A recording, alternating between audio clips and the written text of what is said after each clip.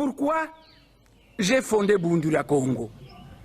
Et pourquoi tous les messagers qui viennent sur la planète Terre sont persécutés?